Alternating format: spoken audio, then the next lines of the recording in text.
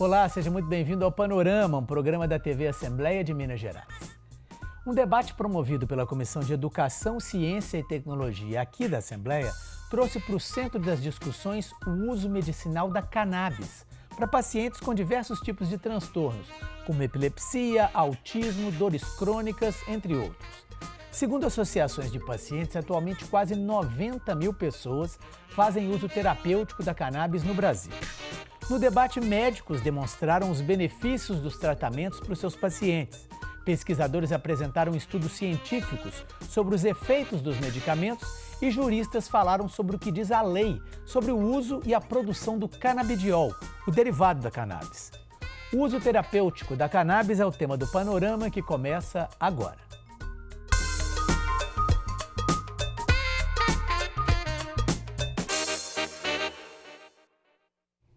Aqui no estúdio eu converso com Leandro Ramires, diretor médico-científico da Associação Brasileira de Pacientes de Cannabis Medicinal, a AMAME. Leandro, muito obrigado pela sua presença. É um prazer estar aqui na Assembleia, podendo esclarecer os mineiros sobre o uso medicinal da cannabis. Pois é, vamos começar falando um pouquinho da sua própria trajetória, né? Você começou a pesquisar e a utilizar a cannabis há cerca de 10 anos, mais ou menos, por causa de uma questão pessoal, né? Sim, na verdade são 11 anos. Meu filho mais novo, Benício, que completa essa semana 16 anos, ele é portador de uma síndrome neurodegenerativa genética, conhecida como síndrome de Dravet. As características principais dessa síndrome é um autismo de base, o paciente nasce já com um autismo severo e, além disso, sofre crises convulsivas dos mais variados tipos e num grande número de intensidades, levando a um comprometimento da vida, né? Na gravidade da síndrome de Dravet do meu filho não existem adultos, né? Então, até os 5 anos de idade, o Benício se internou mais de 40 vezes, 14 delas em CTI, utilizava mais de 25 comprimidos por dia, de um antipsicótico e 4 anticonvulsivantes, e a gente já tinha tentado tudo. Quando eu entrei na faculdade em 1983, há mais de 40 anos atrás, há 41 anos atrás, eu tive contato com os estudos que mostravam um poder medicinal da cannabis para tratamento de epilepsia. Isso há 40 anos? Isso. Mal eu podia imaginar que 25 anos depois que eu lesse aquele artigo, eu ia ter um filho que ia precisar daquela medicina. Então foi assim que a gente começou. Em 2014, no começo de 2014, está completando 10 anos agora, apareceu o caso de Anne Fischer, uma criancinha no Fantástico que estava judicializando, e a doença do meu filho não dava para esperar uma judicialização. Eu tinha um amigo nos Estados Unidos e esses amigos mandavam para mim esse óleo via correio e esse produto vinha disfarçado numa caixinha de massa de modelar ou num lugar de um pincel atômico de uma determinada cor. Então a gente fez esse procedimento e esse procedimento foi fundamental para mudar completamente o destino da vida do Benício. Mudou tão radicalmente, mas tão radicalmente, que desde o uso da cannabis para fins medicinais que ele faz, ele nunca mais se internou. Passados 3 anos de estar medicado junto com cannabis e os outros anticonvulsivantes, junto com o Dr. Luiz Fernando Fonseca, que é o neurologista dele, nós fomos retirando a medicação. E passado esse tempo todo, meu filho tem o privilégio de não tomar nenhuma medicação alopática. Ele toma um óleo da planta da cannabis, que eu mesmo produzo no meu quintal. Eu quero deixar isso claro, que não é tão simples produzir esse óleo. Existem mais variedades de cannabis, por exemplo, do que tem de cachorro. Então não é qualquer planta. E quando eu vejo as pessoas falando canabidiol, a gente precisa evoluir um pouquinho disso. O canabidiol não é o único medicamento? Não, o canabidiol é uma das 140 substâncias conhecidas como fitocannabinoides, grupo de substâncias essas exclusivas da planta da cannabis. Algumas outras plantas compartilham esses fitocannabinoides, mas em concentração ínfima, muito baixa. Então, o meu filho precisa de uma combinação entre o canabidiol, um desses fitocannabinoides, mais o THC, temido aí pela maioria das pessoas, mas que tem um efeito medicinal fantástico. Então, meu filho usa um extrato que eu produzo, onde existe um balanço entre o canabidiol, que não tem o efeito psicoativo, associado ao fitocannabinoide, que é o THC, que tem efeito psicoativo, só que numa concentração baixa. Então, esse equilíbrio eu faço artesanalmente na minha casa encaminho isso para um laboratório de uma universidade, hoje a parceira nossa é a Unicamp, que controla os olhos das associações e de pacientes no Brasil como eu, e eles me falam o resultado da concentração desses fitocannabinoides no extrato que eu produzi. Uma vez que eu sei essa concentração, eu faço uma diluição. Eu misturo uma quantidade de azeite ou de qualquer outro diluente para gordura, pode ser um óleo de coco, um óleo de gergelim, etc. Eu faço uma diluição de modo que assim eu conheço quantas miligramas eu tenho por gota e assim que eu medico meu filho há mais de 10 anos. Pois é, agora, bem complexa esse tipo de coisa, né? Sim. Vamos dizer. E como é que isso está sendo feito em larga escala? Hoje, segundo a associação, são mais de 90 mil pessoas que recebem tipos, acredito, de diferentes de medicamentos para cada caso. Quer dizer, é bem complexo. Fernando, é porque é o seguinte, a planta é uma espécie extremamente rica e esses fitocannabinoides que eu te disse variam de concentrações e proporções entre determinadas espécies.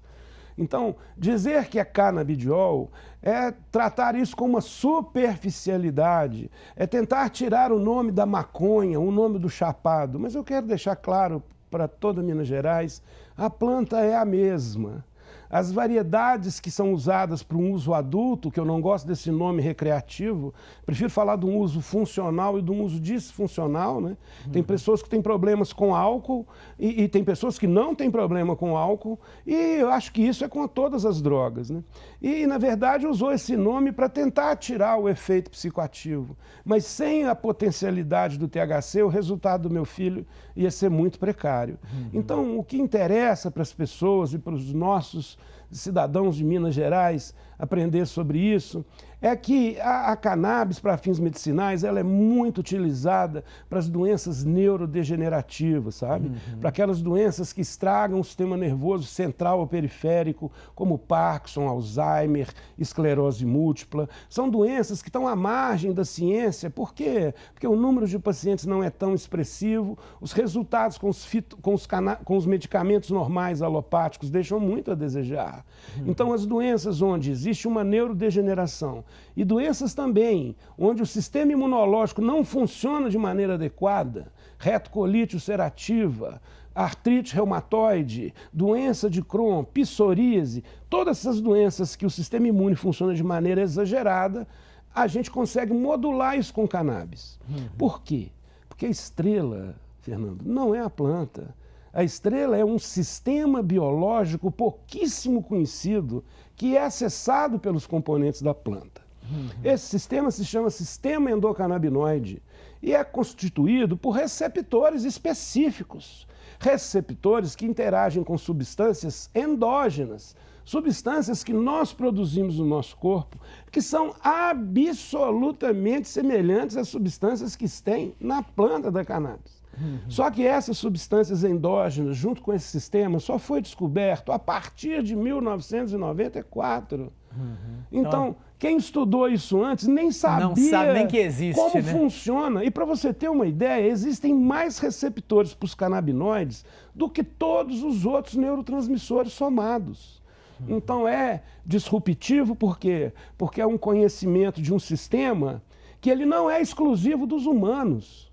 Ele começou a se desenvolver quando um ser deixou de ser unicelular e passou a ser multicelular. Isso aconteceu, meu querido, há 600 milhões de anos. Nós, Homo sapiens, aqui no nosso planeta, a gente está aqui há apenas 300 mil anos. Para as pessoas entenderem isso, olha aqui, se o planeta Terra fosse 24 horas, a humanidade é 7 segundos. E o sistema endocannabinoide não é nem 1/1000 de segundo. E por falar nessas 24 horas, o combustível fóssil que a gente anda queimando e trazendo essa estrutura toda degradante da nossa natureza, não tem nem 5 segundos. Então o homem tem a capacidade de destruir a natureza muito mais fácil. Muito mais rápido do que ela foi concebida. E né? digo isso por quê? Porque a cannabis também recupera a natureza. A cannabis é uma das plantas que mais absorve o CO2 da natureza. A cannabis é uma planta que está sendo usada onde teve contaminação por radiação para tirar a contaminação do solo.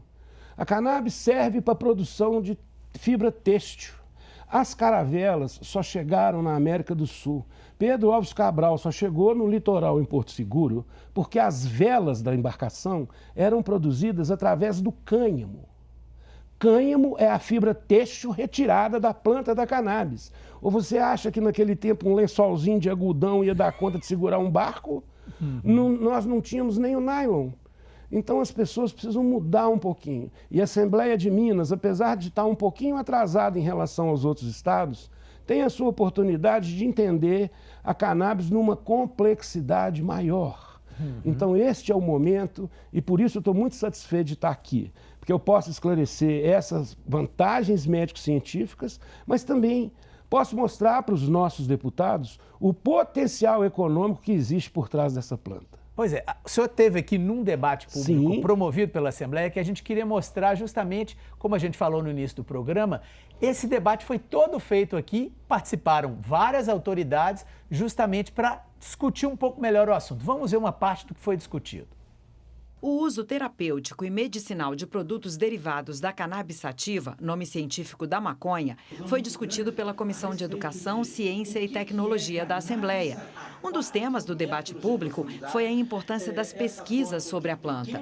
Professores e pesquisadores de universidades federais como a de Lavra, São João del Rei, Viçosa e da UFMG apresentaram projetos desenvolvidos na área. Na UFV, a pesquisa é para um banco de germoplasma, que na prática vai permitir explorar a variabilidade genética das espécies. O professor destaca que seria importante fazer esses estudos em solo mineiro. Queremos fazer uma pesquisa direto no solo, até porque nós acreditamos que, especialmente em relação ao cânhamo, o objetivo é que depois ele se transforme numa cultura para a agricultura familiar, para o pequeno produtor e também para a grande empresa e o grande empresário. O senhor falou aqui a respeito que o senhor próprio produza a cannabis para o uso medicinal, para o uso particular. Como é que é essa questão legal da produção? Como é que tem que ter uma permissão especial? Como é que funciona isso? Hoje a legislação brasileira ainda deixa muito a desejar. Para o uso medicinal é de responsabilidade do Poder Executivo, do Ministério da Saúde e da Anvisa, de regulamentar esse cultivo da planta para fins medicinais e científicos. Infelizmente, o Poder Executivo ainda está muito preso nas condições do nosso Poder Legislativo, né? Infelizmente, o Parlamento a nível federal, ele se mostra mais antigo do que o Parlamento de 2006, quando a Lei 11.343 foi decretada, que é a Lei de Drogas no Brasil. Então, plantar cannabis, consumir cannabis é proibido no Brasil e agora ainda tem a PEC 45 tentando criminalizar o porte. Nessa oportunidade, eu tive conversando na Suprema Corte, tive com o ministro Fux, que é o relator da DI 5708, porque se você impede o porte de drogas, como é que pode? Meu filho tem 16 anos e na bolsa que ele anda todo dia, para lá e para cá, tem pelo menos 60 gramas de cannabis na folha dele, na bolsa dele. Ele não é um criminoso. Infelizmente, a legislação a nível federal ainda deixa a desejar. Então, por causa disso, a sociedade civil organizada lançou a mão dessa estratégia de construir associações de pacientes, ou seja, famílias que têm o mesmo interesse, tipo, contratam o mesmo jardineiro, utilizam a mesma plantação, o mesmo cultivo, os mesmos procedimentos operacionais padrão para transformar um cultivo doméstico em algo que seja medicável, em algo que seja tomado um remédio. Daí a importância das associações. Nesse sentido, a gente tem ações na justiça, não é? E essas ações coletivas, elas são fundamentais, porque no meu caso, por exemplo, né, infelizmente eu tenho que dizer isso, eu sou um cidadão branco, eu sou médico, eu tenho condição de pagar um advogado. E por causa disso, utilizando do direito constitucional e não no direito criminal, eu consegui para o meu filho um salvo-conduto. Então é um caso específico, vamos dizer assim. Então no Brasil já existem mais de 3.000 famílias com essa mesma condição que eu tenho hoje, que é da condição de eu produzir meu próprio remédio. Veja bem, mesmo tendo autorização de plantar o remédio para o meu filho, a planta não é um pé de laranja. A planta é uma angiospermica. O que significa isso? É uma planta que, germinada, vai produzir folhas, que a gente fala que são as folhas que captam energia, né? Através da clorofila, transforma a luz em energia para a planta crescer. Aquela folhinha que todo mundo conhece de 5 pontas, aquilo não se fuma. Tem no desenhozinho. Aquilo não se fuma, aquilo é como se fosse a placa solar. O que a gente utiliza como medicamento são as flores da planta fêmea que vivem apenas 6 meses. Então, se eu conseguir um salvo-conduto para plantar as plantas do meu filho, 6 meses depois eu já não tinha mais planta nenhuma. Aí você tem que tirar clones das plantas antigas, ou ressemear, ou comprar novas sementes. Para você ter uma ideia de como está a regulamentação, importar sementes de cannabis, já que não pode produzir no Brasil, não é crime. Isso já é jurisprudência da Suprema Corte. Entretanto, até hoje, o Ministério da Agricultura e Pecuária não estabeleceu um protocolo para se trazer sementes de fora de cannabis para cá. Sistema esse que é feito para qualquer vegetal, para qualquer planta. Então, eu mesmo tendo um salvo-conduto, eu ainda tenho que trazer sementes para o Brasil, tendo a certeza que não estou cometendo crime, mas, de novo, é a margem da regulamentação, é a margem da lei. Eu compro as sementes na Europa e elas vêm para mim dentro de um mousepad, dentro de uma xícara, porque eu não consigo trazer isso oficialmente, porque não tem um protocolo, um procedimento operacional padrão do Ministério da Agricultura.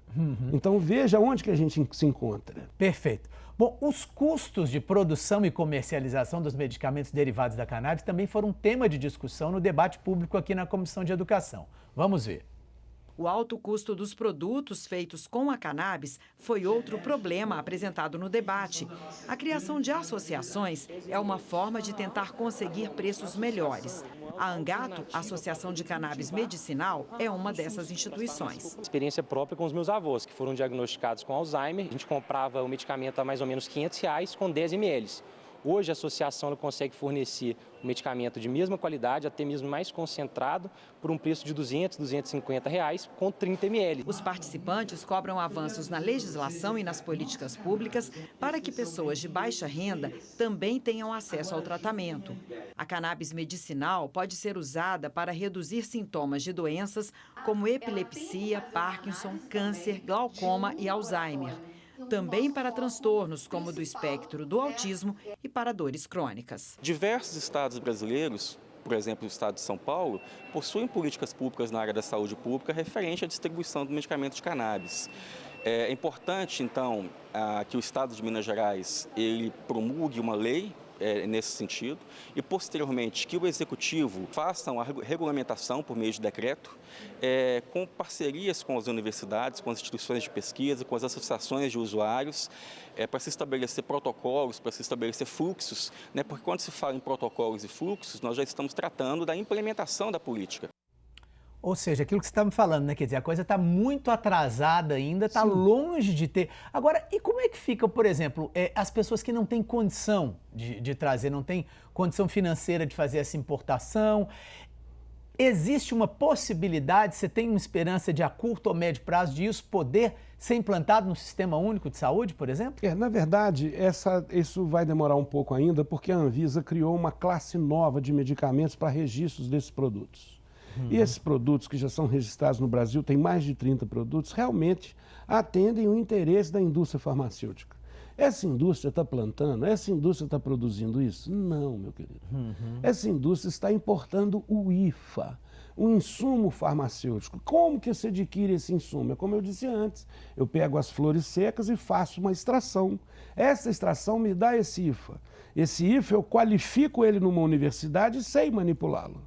O que as empresas estão fazendo, eles importam o IFA, beneficiam de uma maneira bem simplória e colocam rótulos como se fossem medicamentos. Eles não têm pesquisa, eles não têm os pacientes. Essas empresas estão interessadas num lucro, diferente da nossa associação.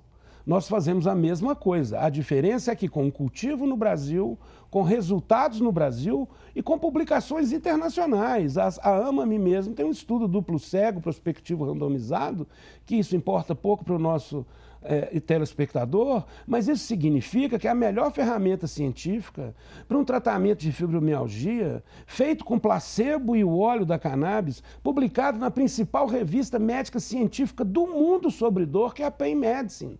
Então, a diferença é que as associações são organizações das próprias famílias.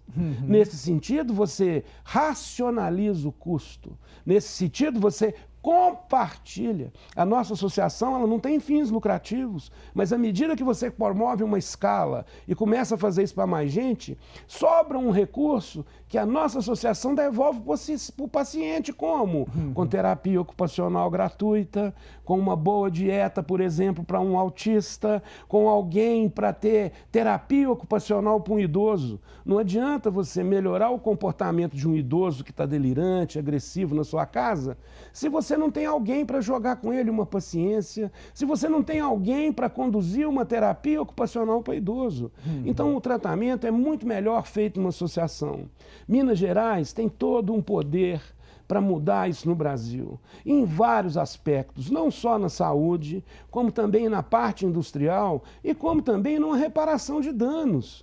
A Lei 11.343 encarcera portadores de droga. Meu filho seria encarcerado.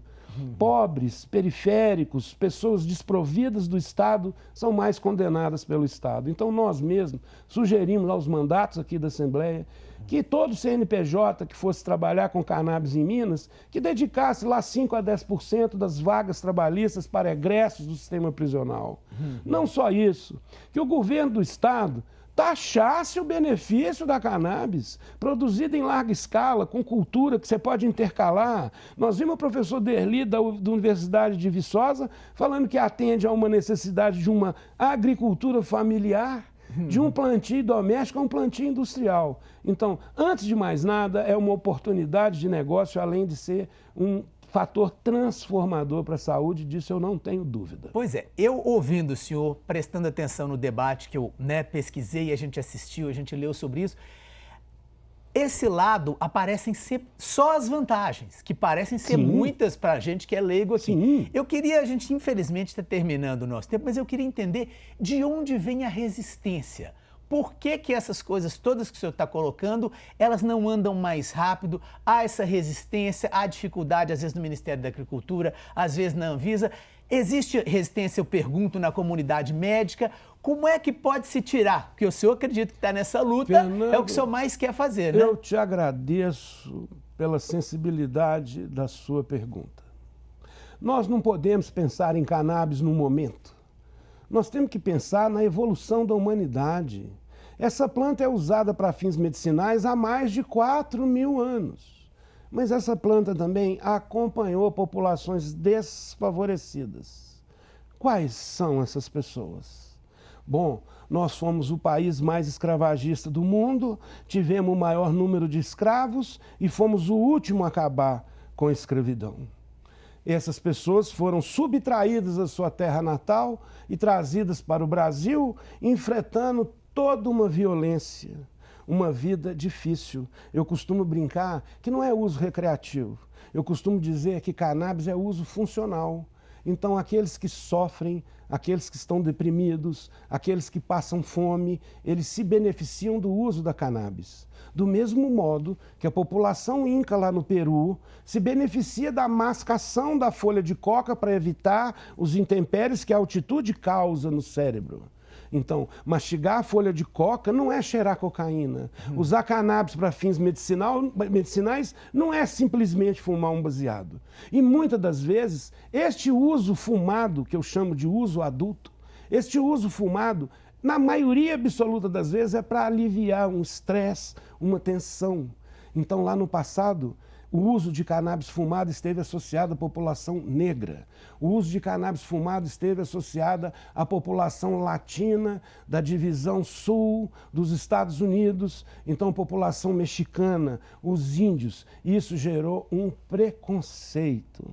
Então o Brasil, os negros, né, o fumo de Angola, o pito de pango, que são nomes da cannabis usadas pelos africanos, né? Os senhores de engenho tinham medo de que as senhoritas usassem cannabis, por quê? Porque ia dar chocorerias. ia dar o quê? Um aumento da libido. Então existia um preconceito e isso ficou na pele do negro, na pele do índio, na pele do pobre. E isso marcou de 1961 para cá essa proibição que realmente ela não tem sentido. Tanto não tem que a Organização Mundial de Saúde, em 2020, reclassificou a cannabis. Ela continua numa lista de drogas, como está o álcool. Só que ela saiu da sublista que não serve para remédio e passou para a lista que serve para remédio.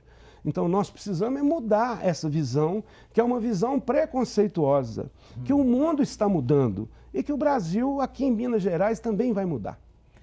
Leandro, queria continuar esse assunto, mas infelizmente o nosso tempo está esgotado. Eu queria agradecer muito a sua presença. Eu que te agradeço a oportunidade e tenho certeza que o projeto de lei que vai sair em Minas Gerais vai estar à frente dos outros estados, porque a gente pensa em beneficiar muito mais gente do que só paciente. Muitíssimo obrigado pela entrevista. Obrigado a você que nos acompanha também e até o nosso próximo programa.